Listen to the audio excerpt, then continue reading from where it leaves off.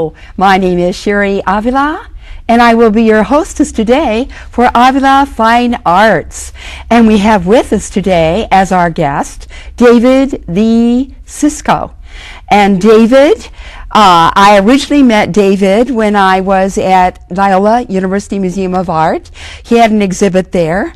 And actually, we're kind of excited because I saw David at an opening for his friend Steve Musgrave. One of his images was in the last exhibit at Loyola University Museum of Art. And David shared with me that he had recently been at the White House. And he created some designs. David, would you like to share with our audience your wonderful experience at the White House? Oh, absolutely. I had an amazing experience. I was selected as one of the artists to create art for decorating this year's White House. And the work that how I got the project was based on the work that I had done here in Chicago for the new Anne and Robert Lurie Children's Hospital. They had, at the Children's Hospital, they had a competition to select an artist to design the new chapel, which is a multi-faith chapel. And I created these images, which we'll look at later.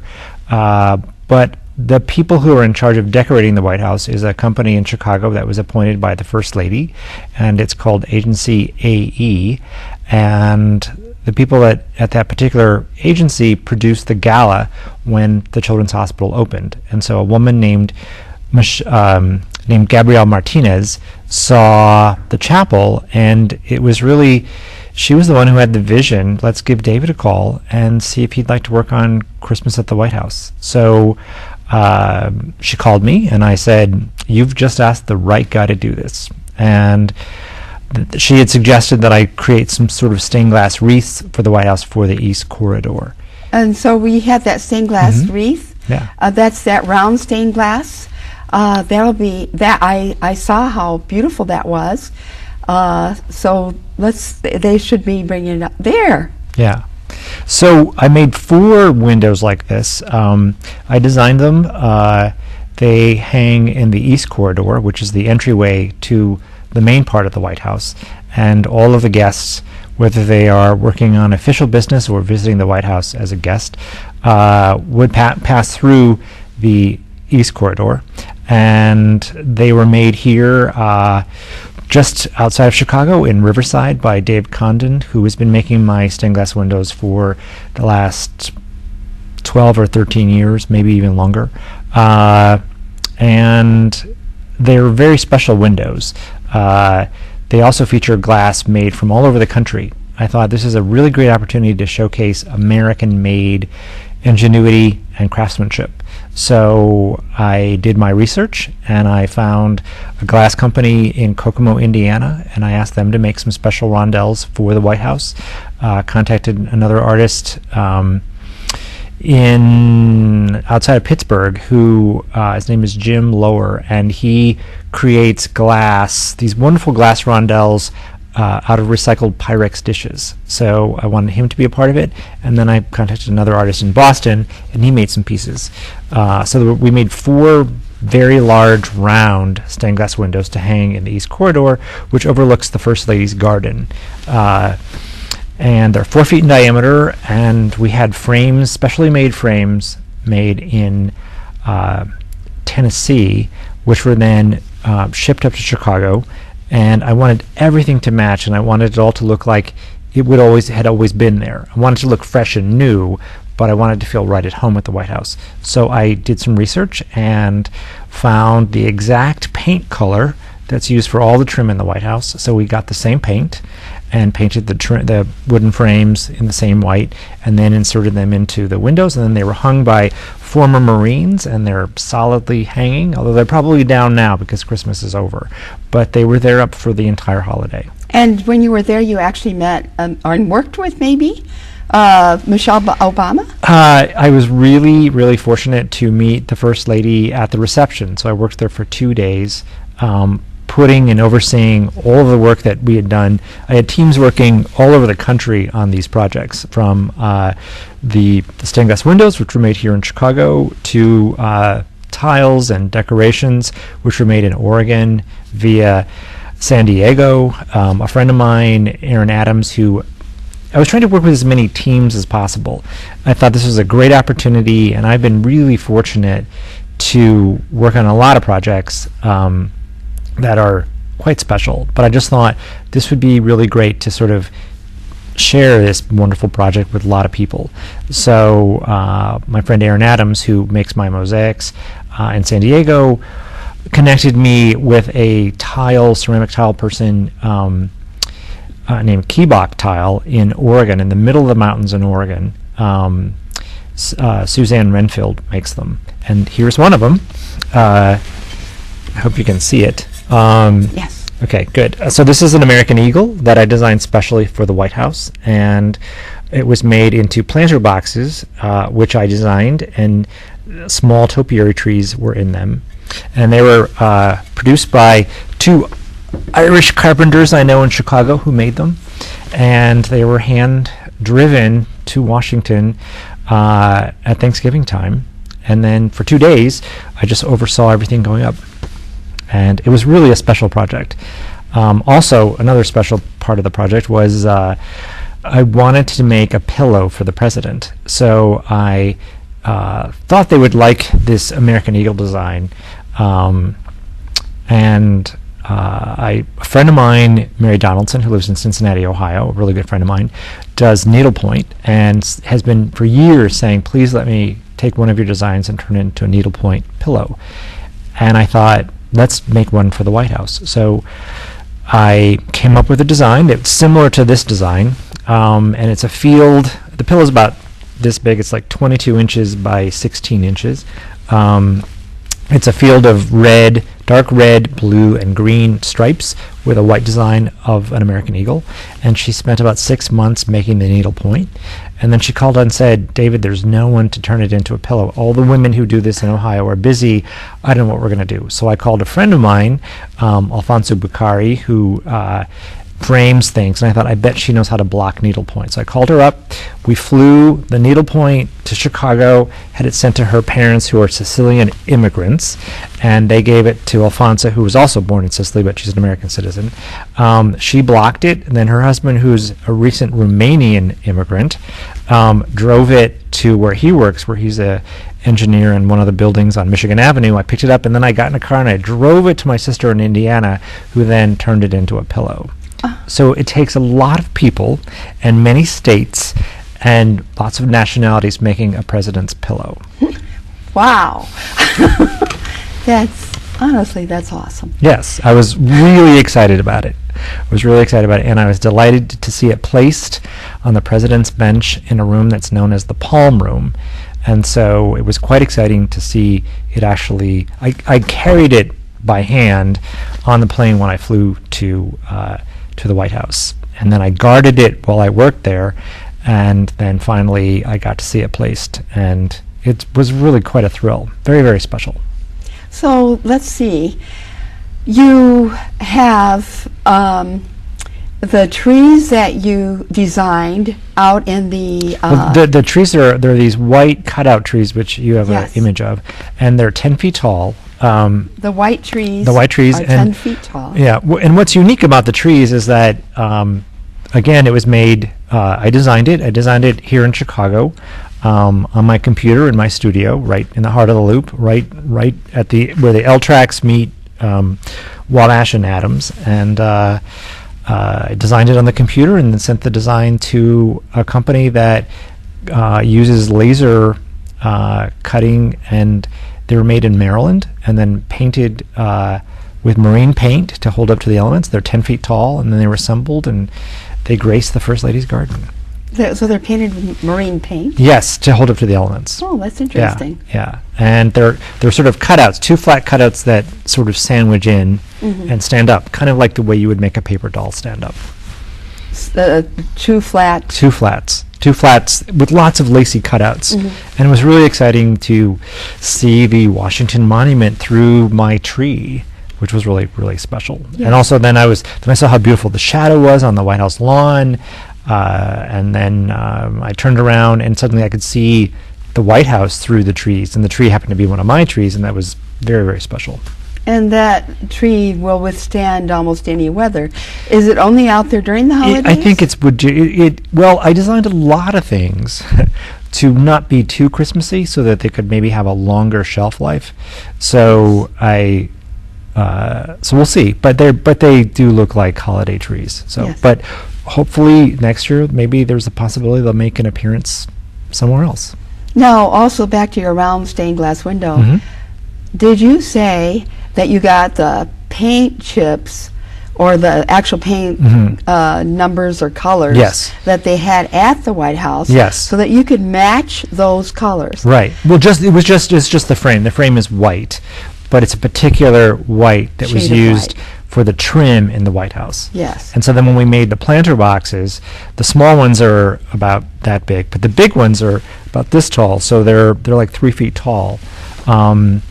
And then this tile here hung on the White House trees and on the topiaries. And so you had several of those? We made 300 of these. 300? Yes, and they were made in the colors that match the drapes in the state dining room. They're made in the colors that match the drapes? Yes, all of this was planned ahead of time, and all of these tiles were made in the United States. So when I talked to my supplier, I said, please find someone who makes ceramic discs in the United States, because I didn't want you to turn around and have it say made in China, but if you turn around it says made in USA.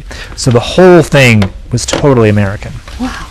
Yes. That's wonderful. Yes, and the drapes are these beautiful floor-to-ceiling brocade drapes that I've learned later were put in by Hillary Clinton, that each First Lady often makes an adjustment to the White House, and the State Dining Room had not really been attended to in a while, so she had her decorator from Arkansas come out, and they created these beautiful drapes, and they feature 5 colors, and so I picked glazes to match those 5 colors. Oh, they feature 5 colors. The drapes do, yeah. So these ornaments, it's the same design, but it came in a palette of 5 colors. I see. So there's pale pink, there was a coral, there was a red, there's presidential blue, and there was a green. Wow. So a pale pink, blue. It was like 5 colors, and one of them was like an orange or a tangerine color. Orange or a tangerine. But all of these colors were in the drapes, so everything looked like it was made special and it was made special. But the whole intention was pay attention to details and make it feel really appropriate and really at home. Yes. So that was the goal. And how exciting it must have been for you to see that nice article that was written up in the Chicago Tribune. The press has been and fantastic. the Chicago Sun-Times. The Sun-Times wrote a great story. The Tribune wrote a great story. Reuters wrote a great story.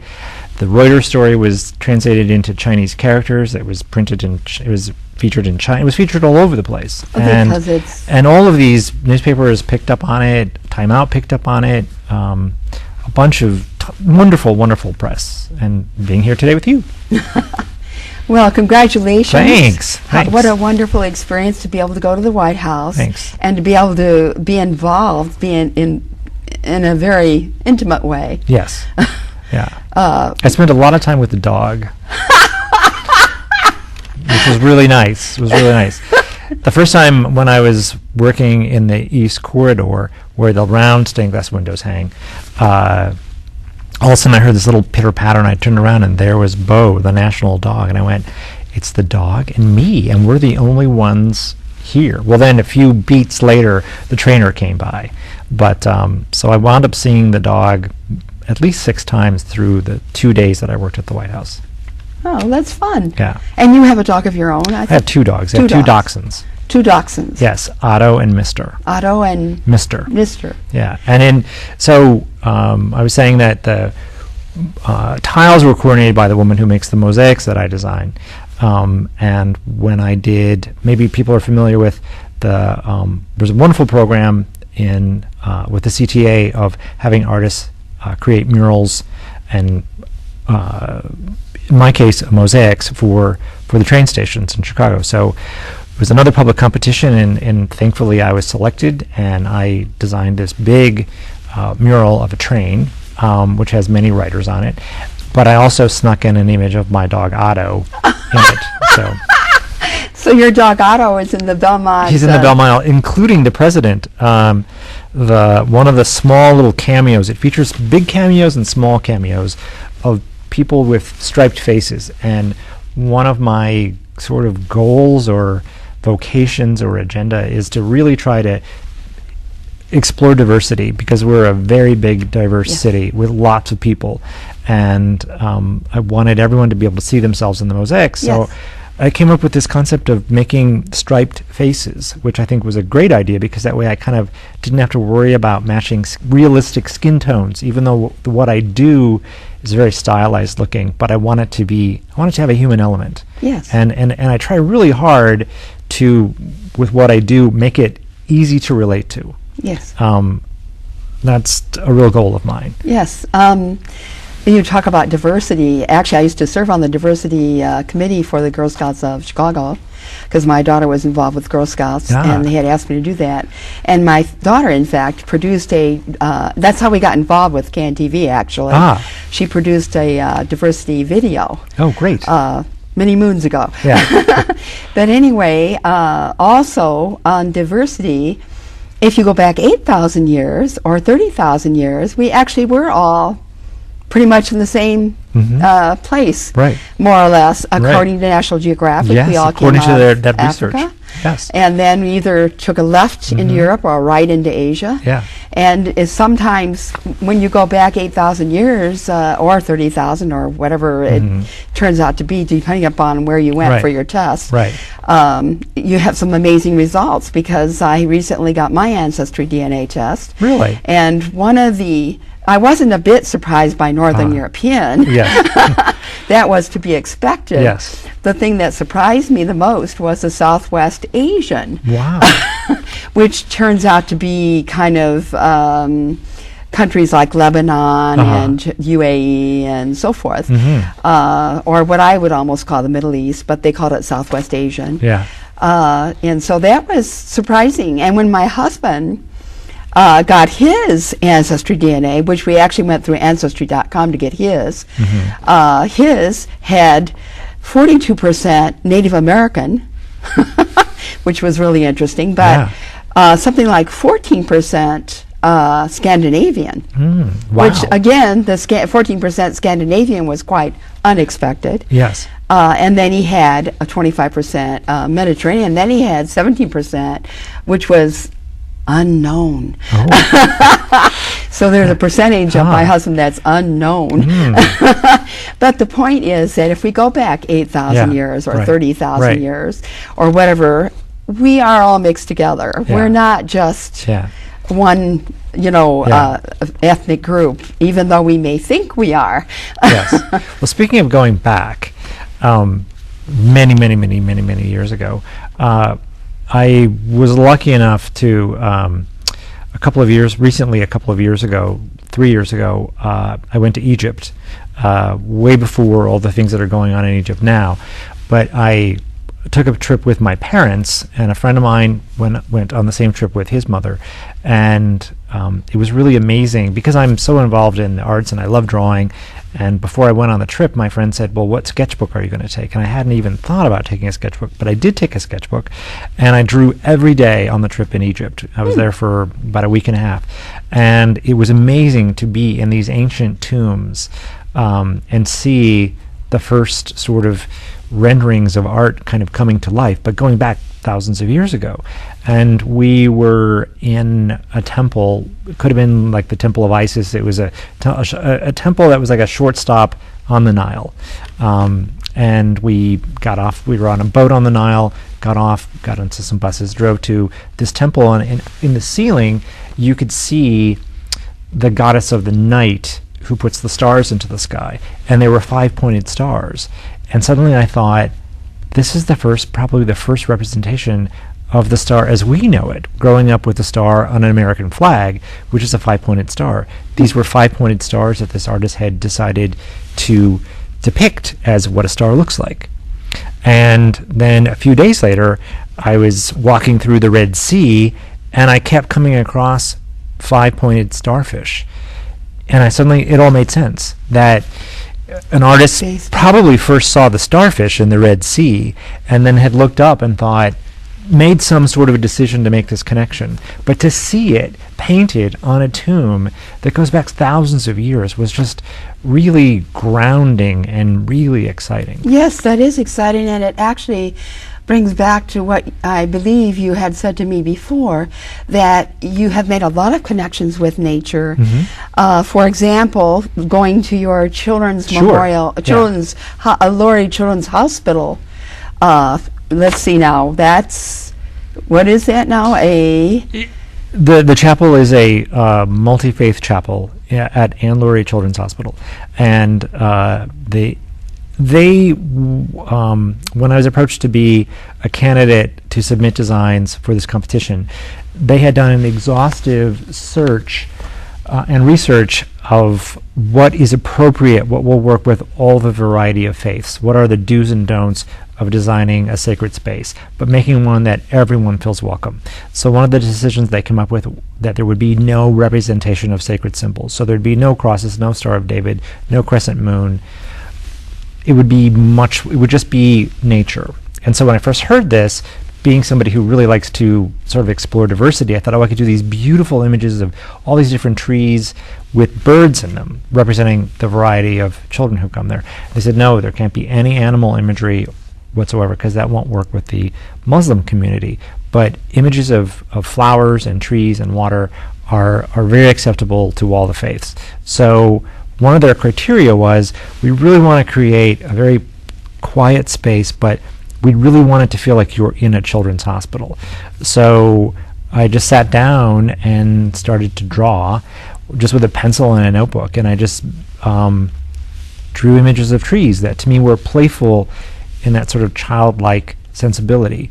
And then I was selected as the designer, and then I went about creating these trees, and I came up with this concept that the trees that I depicted in these windows represented young children. So they're all young trees. They're very slender. They're not big old oaks.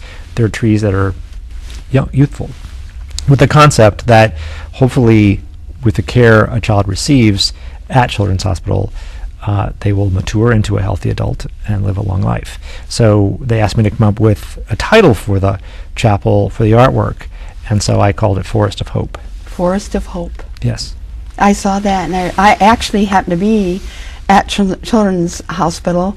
We were at one of, I think, several openings and receptions that they had.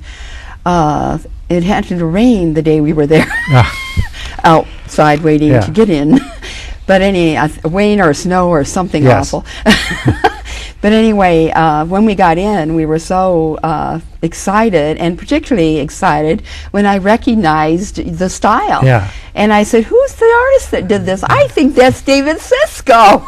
And lo and behold, it was David Csicsko. And I was so excited that it was an artist that I knew that had created this wonderful Forest of Hope. Thank you. No, it's a really beautiful space, but I had a great team of people to work with. The advisory committee at the hospital, they're very careful that every decision was very thoughtful.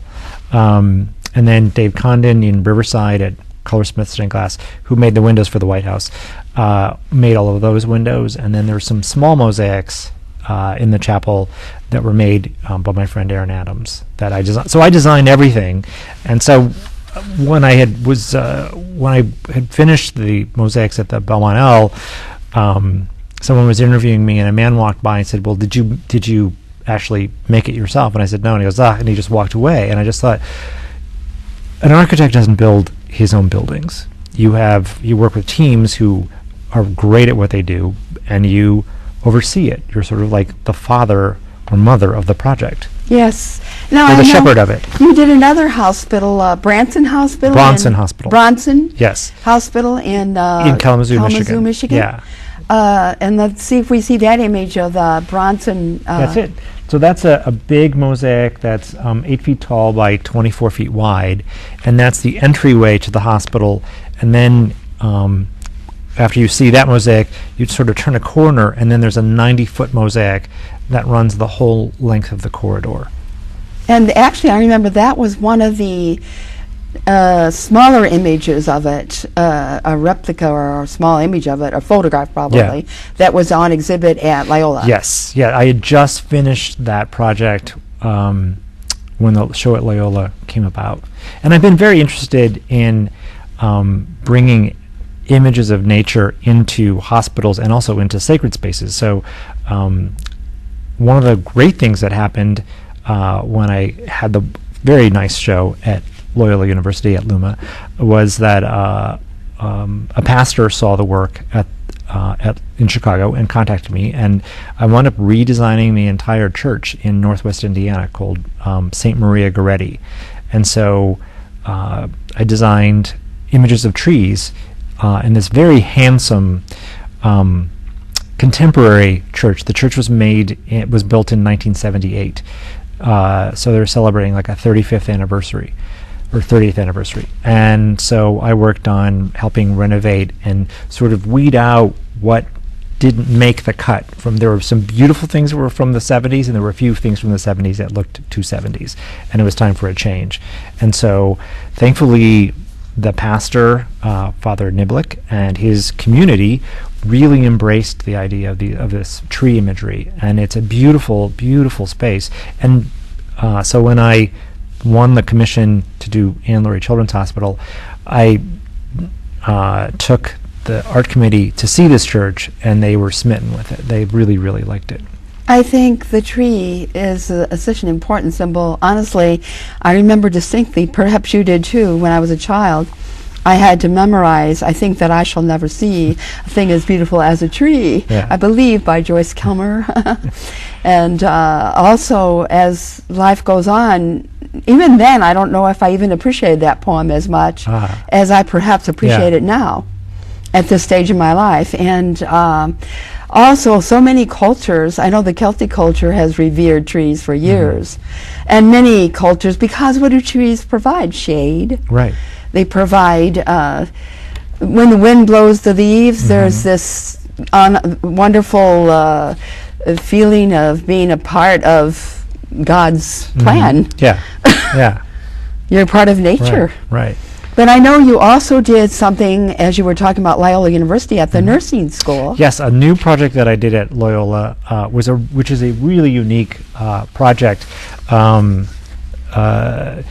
Loyola built a building that goes back to 1966, a building on the North Campus, and they decided to tear down the building, but there's a beautiful mid-century mosaic, and the mosaic is by, I'm looking at my note here because I want to say his name right. His name is Melville Phillips Steinfels. And it's a fantastic, very mid-century, very 1960s looking educational mosaic. The title of the mosaic is Wonders of Creation. So they decided, thankfully, to save this mosaic, and then I was commissioned to create additional pieces to go with this pre-existing mosaic. So it was a very long mosaic. It's about 40 feet long and about 12 feet high. But it was the entrance to a lecture hall. So there are two empty spaces for where the doors used to be to the lecture hall.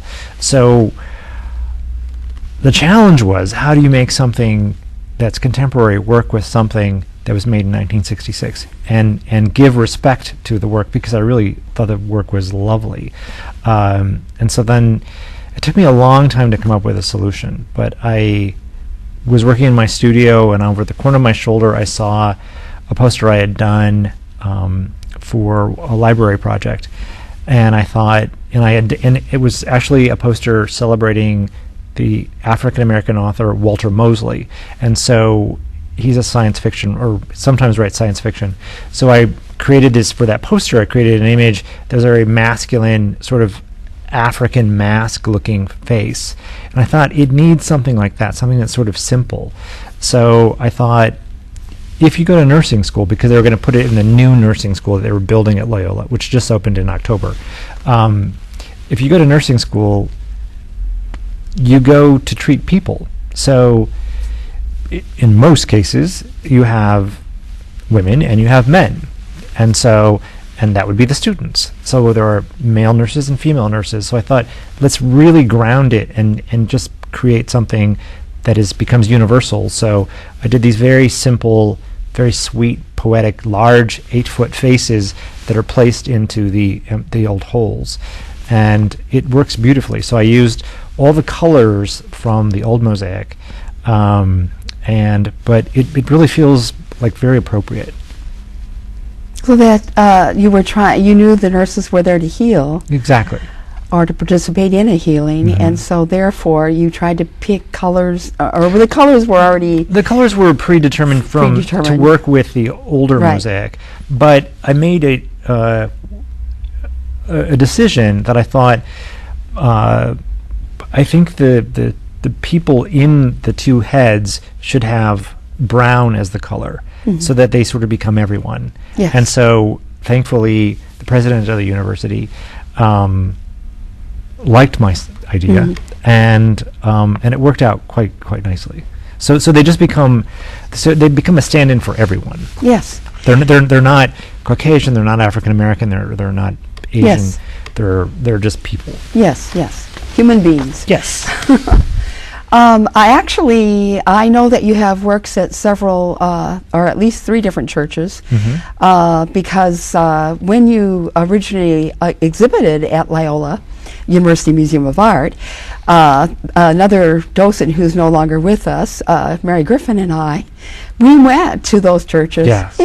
To see your works of art, and we were very impressed, because especially I remember distinctly on the South Side Church, that must have been the St. Benedict's African Church, how you had integrated some famous Africans into the stained glass windows, I believe they were, that we had seen there. Yeah, actually, those windows were celebrating African American women from American history. Yes. So there's a window celebrating Sojourner Truth, one of Harriet Tubman, one of Rosa Parks, and then also one of an important African American nun, Sister Thea Bowman, who passed away a while ago now, maybe 20 years ago.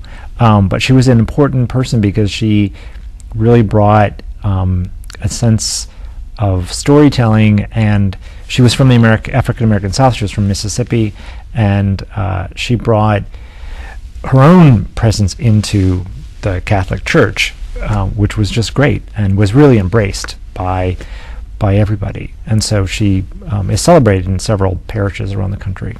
And then in Evanston, I think you had Stations of the Cross Yes. there. Yeah, it's St. Nick's in Evanston. Yes. Yeah. And those were mosaics? Yes, they're mosaics. Those were mosaics. Yeah. And your works of art, your styles. Well, for example, you said you might be doing something in the way of tiles for the public. Is this something you're creating? So these new venture is doing ceramic tile for people's home, and this is an image of Queen Maud. I also did an image of King James, who was the husband of Queen Maud. And so I'm very interested in trying to make sort of hopefully affordable art for everybody. And so originally these were going to be multicolored, but the price became too expensive. So I thought, let's make them strong enough so they can just be 2 colors. So it's just the line work and then the color of the glaze. So that's a tile that the public Can purchase. could purchase. Yes. And then you have some cards here. Would you like to share those? Sure. As an artist, I like giving back to the community. So as a volunteer, I work on right where my studio is the home of the Dame Myra Hess concerts, which are here in Chicago every Wednesday. And so I create a new postcard every season for the Dame Myra Hess concerts, which are free to the public every Wednesday at 12:15 at the Cultural Center. And it's an opportunity for young emerging classical musicians to perform in front of an audience. and it honors the memory of Dame Myra Hess, who was the British concert pianist who, during World War II, after they decided to empty out the National Gallery of London before the war started, World War II, they took all the paintings and they hid them in a cave in Wales. And she went to the War Office and said, London needs culture during this horrible time period. And so she offered to give a series of concerts in the emptied out National Gallery. And then the War Office, which was actually run by Kenneth Clark, who everyone knows from PBS, but he liked the idea, so he said, we want you to do this, but we want you to give like 5 concerts a week. So for the 6 years or more that England was in the war, she gave these concerts. And so a wonderful guy named Al Booth was aware of this great contribution and started 35 years ago. He started the Dame Myra Hess concerts in Chicago. So this year's its 35th anniversary. And so every season I make a new card, and then on the back it tells you who's playing. Oh, okay. So it's so there's one for winter, one for autumn, and there's a new one. So I've been doing these for about 3 years as a volunteer project. But I really love the organization. And what's the name of this organization again? The name of the organization is the International Music Foundation. Oh. But the concerts are called the Dame Myra Hess Memorial Concerts. I see. Yeah. I think a friend, I think I might have, where are they? They're given at the Cultural Center? At the Cultural Center on the 3rd floor in the Preston Bradley Hall underneath the beautiful Tiffany dome. I see. Yeah. Well, you've done a variety of artworks. So what are some of your favorite artists? Well, I love all kinds of art. And I'm really lucky that I share a studio with my longtime friend, Tom Bechtel. And we're a block away from the Art Institute. So for like 15 or more years, I've been a member of the Art Institute just so that I could go all the time. And so I try to go once a week or once every 2 weeks, and I just wander the halls. And I'm very passionately interested in, now that we have at the Art Institute, they have the new wing, which is the modern wing. And so my favorite floor is the 3rd floor, which is 1900 to 1950.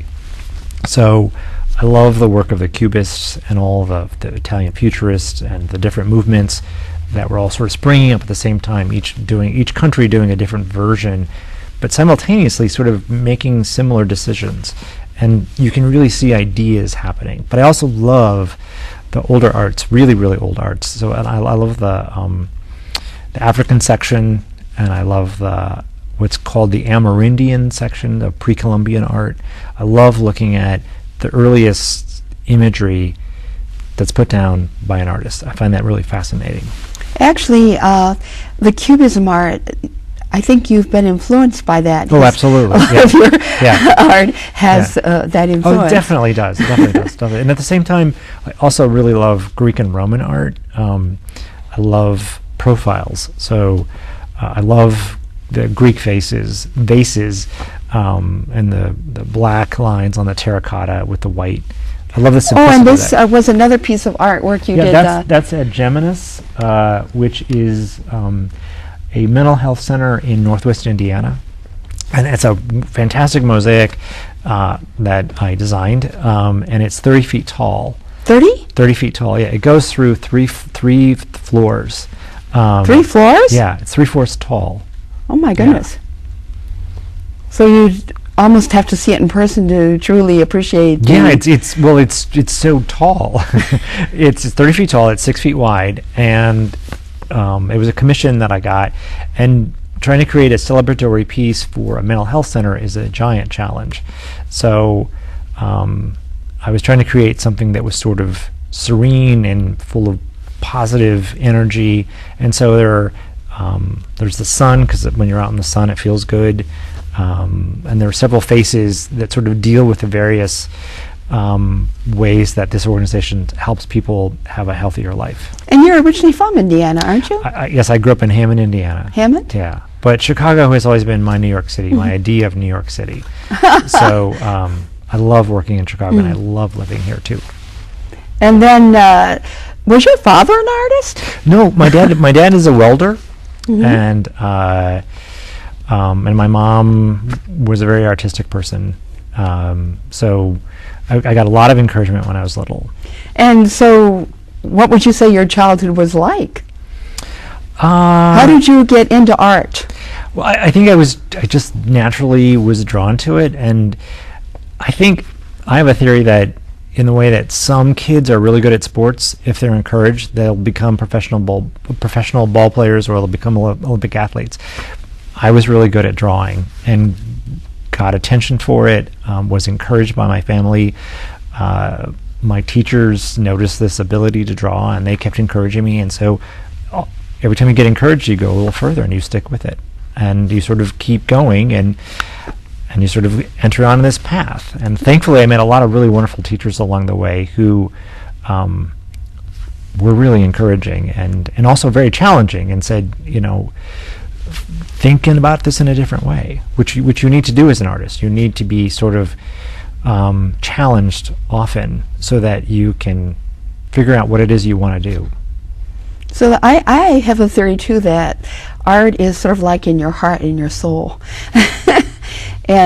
But what you said is true too, that teachers and perhaps parents and others and can, if they are encouraging and if they're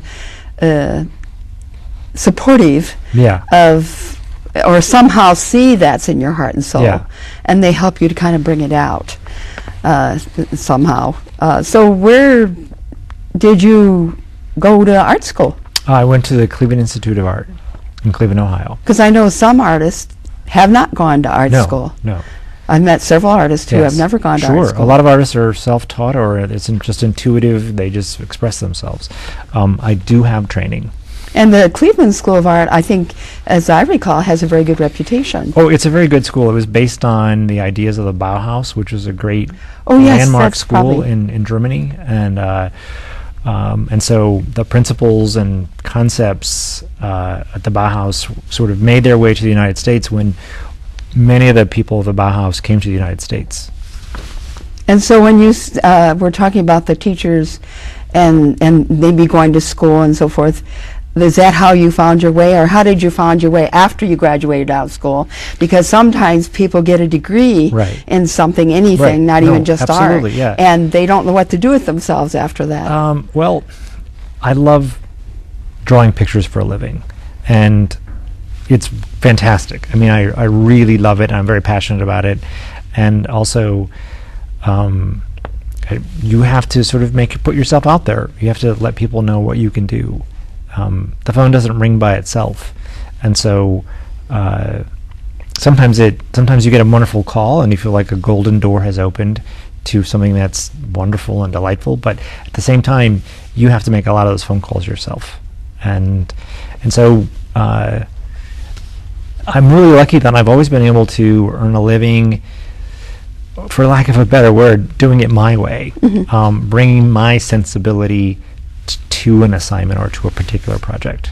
And I think, though, too, it's interesting because you're kind of appear to be a soft-spoken type of person, and some people would think perhaps soft-spoken might be that you're not as assertive, but yet it appears that you are assertive. Well, you have to be, and that's the thing that you sort of learn when you're going through life. Yes. There are times when you fight the battle, and other times when you make changes that people want to make along the way. I think one of the things that I'm impressed with in talking to you is your ability to cooperate with many different people in so many ways. It amazes me how many different people you have to depend upon to carry on your work. You design, and then others have to carry out what you've designed, and then you have to compete. And you competed for the White House, you said, or didn't you lucked out on that one? But there's an expression: you have to bring yourself to the table. Yes. And it was very exciting to be one of the artists working for the state dining room, which is a dining room, and so you have to bring yourself to the dining room. And so, in my case, it's making pictures, making images that people can connect with. Yes. So somebody saw something you did before and was impressed by that, and Yes. then they notified the people at the White House, and Yeah. and that was how you ended up doing that. Yes. And then, but you said they saw what you did at Children's Hospital. Right. They liked what you did at the chapel, the Yes. Interfaith Forest Yes. of Hope Yes, they did. Yes. chapel that you Right. did at Right. Children's Hospital. And then that was a step going towards the White House. But it wasn't an easy route. Well, it felt like it was Complicated. It was like it was a 30-year journey getting to the White House. Oh, okay. How interesting. Yeah. So, and there she is, Michelle Obama. Yes. That you had the opportunity to meet. And Yes. I think that That's- topiary in the That's a back. yes. Yeah. Is that one of the topiaries that you have your design on the lower part of? Yeah. So that's, Yeah. yeah, so I knew that topiary had your design on it. Yeah. But, And that's Bo the dog walking past it. and that was one of the other colors. So that's the pink one, or Yeah. the, Well, that's the big tile. That's the big tile. But then these small ornaments are decorating on that yes. topiary. And that's the dog that you, what's the dog's name? Bo. Bo. That you had the opportunity to Spend some time with. spend some time with.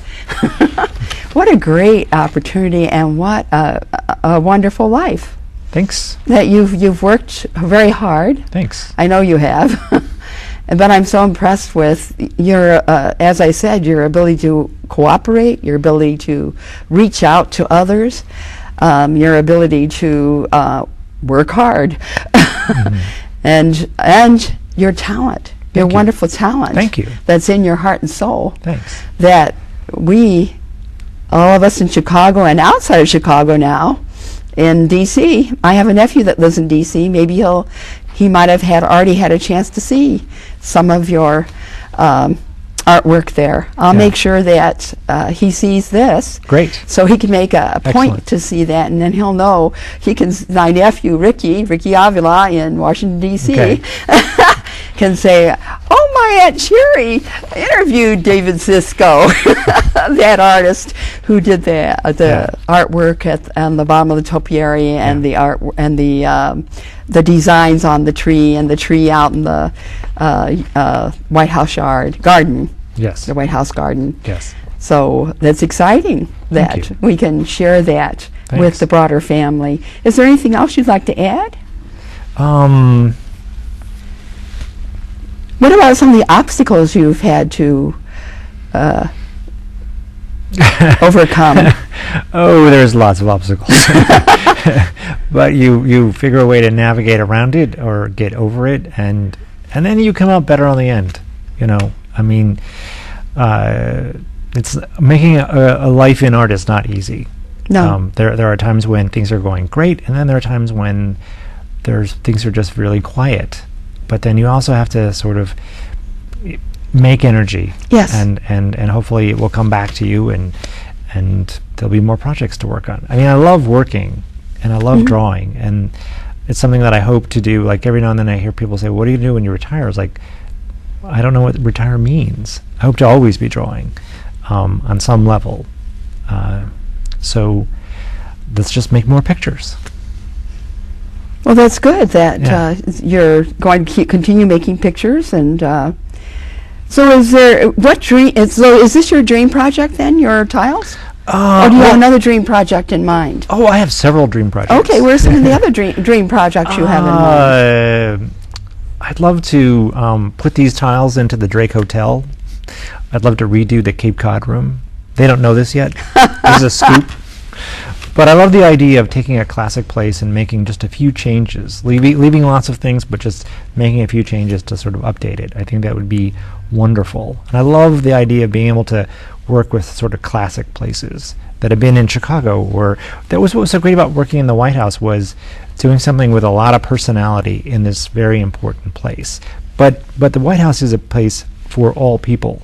It's the people's house, and so that all made it just feel very American. The experience was really great.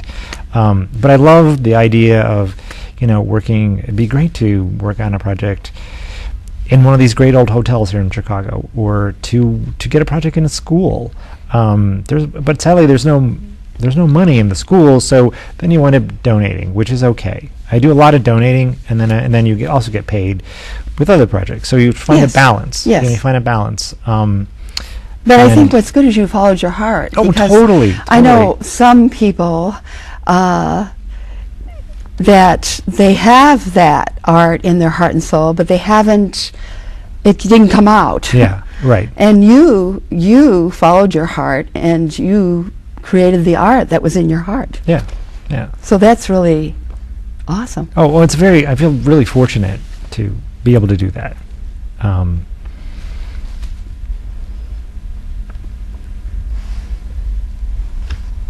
And it would be also great to work on a lobby for a national park. That to me would be an ultimate dream project.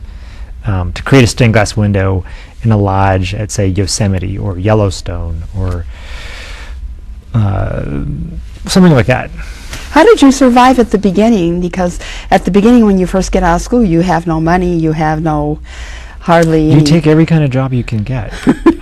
Sometimes a lot of times they're horrible jobs, but then every now and then you get a good job. Mm-hmm. And you have to be persistent and keep, letting people know what you do. You have to do it in a considerate way, but then eventually, hopefully, you'll stay relevant. That's the thing that's the big challenge now is as one gets a little bit older, there's crops and crops of young, very talented people who are also waiting for a spot. And so I think a challenge for an artist is to stay relevant and hopefully find that connecting thing that makes what you do interesting to a variety of people. That's a good point. An interesting point. I think you made a point too about energy, and you have to have not only that heart and soul, but some kind of energy that brings all that out and that connects, and a connection. Mm-hmm. Somehow that connection where you connect with other people, and they can relate to that. Yeah. So that's the other part of that connection. And that's the important part of art, that connection from soul to soul, so to speak. Right. The soul on on whatever. Right. in the ceramic or on the mosaic or where the stained glass. Mm-hmm. That connection. Yeah. And it seems as though, as I said before, you've made a lot of connections. So. Yeah, I've been very fortunate. Very fortunate. So, are there any other comments you want to make? I'm very excited about this new exhibit that's coming to the Art Institute, the Chicago and Picasso. I think that's going to be a great exhibit. Chicago and Picasso? Yes. The whole exhibit is about people in Chicago who started collecting him early on, and then ending with the giant Picasso statue at the Daly Center, which is very exciting. We didn't talk as much about your saints, and that was one of the ways things I was most acquainted with originally. Yeah. Because when you had your exhibit at Loyola, Luma, Yeah. You had a lot of saints that were there. Now, Right. how did you get into the saints, and why is designing churches important to you? Well, in the early part of my career, I did a lot of really great fun projects. I did a lot of work for Marshall Fields, for Bloomingdale's, for Macy's. Anytime something was opening, I was usually luckily often hired to create some celebratory image for something fun and wonderful. But I wanted a chance to do something more personal, and so the Saint project was a project I worked on for 10 years as a personal project, and I would encourage any artist to really take on personal projects. If you have an idea of something you'd like to do, even if you're busy with other projects, find that time, find that Saturday, and really go to town. So I wanted to examine looking at imagery of saints, because I liked that when I was a young boy growing up. And one of the things I find fascinating about religious pictures is when they're really good, they're good because they're good pictures, not because they're particularly about something about faith. They're just great, strong paintings, and often there's great storytelling within it, and there's beautiful themes. And so that was something I wanted to explore, and I wanted to do it in my own way, and I did. I made these prints and did them in black and white because I could afford to buy the ink and do that. And slowly they caught on, and little by little, and that's how I sort of wound up doing stained glass windows. Was that people kept saying, "Wow, you could do great stained glass windows because you have these big, thick, bold lines." And then wonderfully, someone at Loyola University said, "Why don't you make a stained glass window for us?" And that put me on this great path of doing wonderful figurative imagery, which has then led to doing images of nature. And sort of what I love about it is that I think often a lot of people don't get to express themselves in a church-like setting. And so to bring your own thinking into a space that's shared is very special, and a job I take very seriously. In a sacred area, sacred Yes. space. Yeah. And for others who may not share the same religion, Right. in their sacred space. Right. And that's important, and Yeah. that's good. Yeah. It's positive. And I remember when you had all those saints at Luma, it was so much fun to understand who they were and what they represented. Right. I remember one of them was the Blue Madonna, Mm-hmm. and you had quite a variety of, again, diverse saints. Yes. That Saints- was something that I Yes. really wanted to explore, was not just European saints, but go to South America, Yes. go to Asia, look all over the place. And I remember being very impressed by that and very fascinated by that, and it was exciting to learn about these different saints from these other continents, these other regions of the world, besides North America and North Europe. Yeah, yeah. So and it was great. I was so glad when I look at work now, I'm still quite pleased with what I did. I feel like for the most part, most of them are really good. A few of them are not so good, but that happens. That's why you have to make art. That's why you have to make a lot of art, because it's not always great. And when I talk to students, you might be working on a picture and it may be bad, but you can make it good later. Now, do you teach? Sometimes as a guest teacher. Oh, I see. Yeah. And where do you guest teacher at? All over.